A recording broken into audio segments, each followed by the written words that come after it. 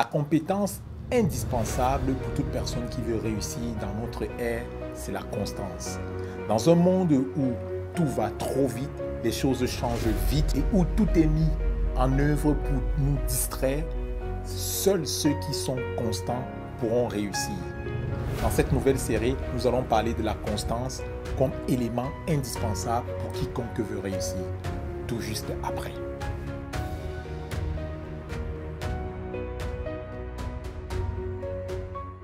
Bonjour et bienvenue à vous, je suis Jerry Daniel et je parle sur self-discipline, des thématiques autour de la discipline personnelle dans le but d'entrer dans les bonnes œuvres que le Père a préparées d'avance pour nous. La deuxième loi dans la fidélité que nous allons voir aujourd'hui, c'est la loi de la fidélité à ce qui est à autrui. Dans la Bible, on dit que puisque vous avez été fidèle à ce qui était autrui, maintenant on va vous donner ce qui est à vous. Ça, c'est parlant des richesses. Si vous avez été fidèle dans les richesses injustes, c'est alors qu'on vous confiera ce qui est à vous. Si nous voulons avoir quelque chose qui est pour nous, si nous voulons être constants, parce que le fait d'être constant et d'aller au bout d'une activité, c'est parce que nous désirons avoir quelque chose qui est pour nous. Généralement, vous allez voir que nous courons après des choses que nous voulons pour nous, des projets que nous voulons, des exemples de réussite que nous voulons pour nous. Alors, si nous voulons quelque chose qui sera pour nous, quelque chose qui sera bénéficiable pour nous, nous devons apprendre à être fidèles dans ce qui est à autrui. Celui qui ne sait pas servir autrui fidèlement ne pourra jamais aboutir à ses propres projets, ne pourra jamais terminer ce qu'il commence. Si vous constatez que vous avez du mal à terminer ce que vous commencez, interrogez-vous sur la fidélité à ce qui est à autrui.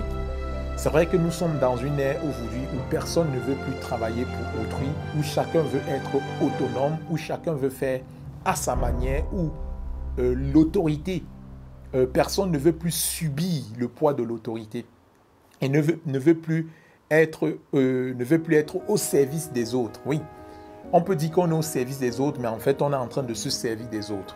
Je nuance, je ferme la parenthèse, mais celui qui veut aller loin et terminer ce qu'il fait doit apprendre à être fidèle à ce qui est autrui. Dieu récompense toujours celui qui est fidèle dans ce qui est à autrui. Quand je suis fidèle dans ce qui n'est pas à moi, je recevrai forcément ce qui est à moi. Je pourrai avoir la force pour terminer les projets que j'entreprends si je suis fidèle dans ce qui est à autrui. Ici, un exercice pratique que vous pouvez mettre par exemple en application en écoutant ce que je viens de dire, c'est de regarder par exemple quelle est votre fidélité par rapport aux activités de l'Église. Est-ce que vous êtes autant fidèle comme au départ dans les activités de l'Église? Est-ce que vous êtes autant fidèle dans les engagements que vous avez pris envers l'un ou envers l'autre? Si vous n'êtes pas fidèle dans les engagements que vous avez pris jusqu'à aujourd'hui, je pense que vous ne pourrez jamais ou très difficilement aboutir à ce que vous entreprenez. Questionnez-vous donc sur la fidélité à ce qui est autrui. Et si vous n'êtes pas encore, vous n'avez pas pris d'engagement et vous n'êtes pas encore en train de servir quelque part, si vous voulez être constant dans ce que vous faites, un petit exercice pour booster votre constance et pouvoir terminer ce que vous allez commencer dès les prochains jours, c'est prenez un engagement de servir quelqu'un. Prenez par exemple l'engagement de servir à l'église pendant une année ou pendant 2 années.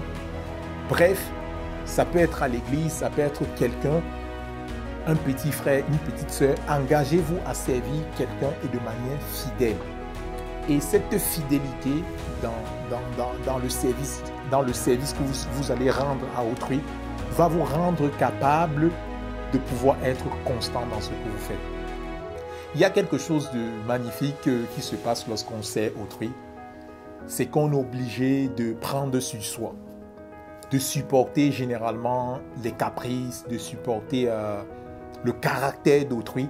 Et c'est quelque chose qui nous forge et qui est indispensable pour nous permettre de tenir dans l'adversité. Dans un projet, lorsque tout devient tout devient sombre, ça nous donne cette capacité, nous puisons dans cette capacité que nous avons eue lorsque nous avons servi autrui pour pouvoir aboutir. Donc voilà donc 2 lois de fidélité qui vont nous aider grandement lorsqu'il sera question de constance et d'être constant dans ce que nous faisons.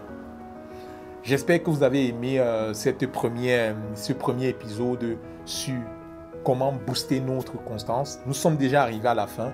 Je vous donne déjà rendez-vous pour le 2e épisode où nous allons continuer encore. Nous allons voir une autre pépite pour nous permettre d'aller encore plus loin et d'exercer notre capacité à terminer ce que nous commençons.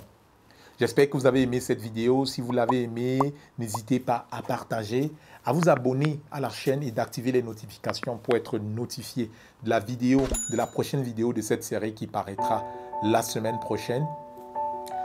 Sur ce, je vous dis, demeurez bénis et que le Seigneur vous fortifie. Regardez au Seigneur et comptez sur le Seigneur. Celui qui veut aller loin, celui qui veut accomplir les bonnes œuvres que le Père a préparées pour lui d'avance, doit compter sur le Seigneur. Que le Seigneur vous bénisse et à très bientôt pour un nouveau numéro de cette série sur la constance. Bye.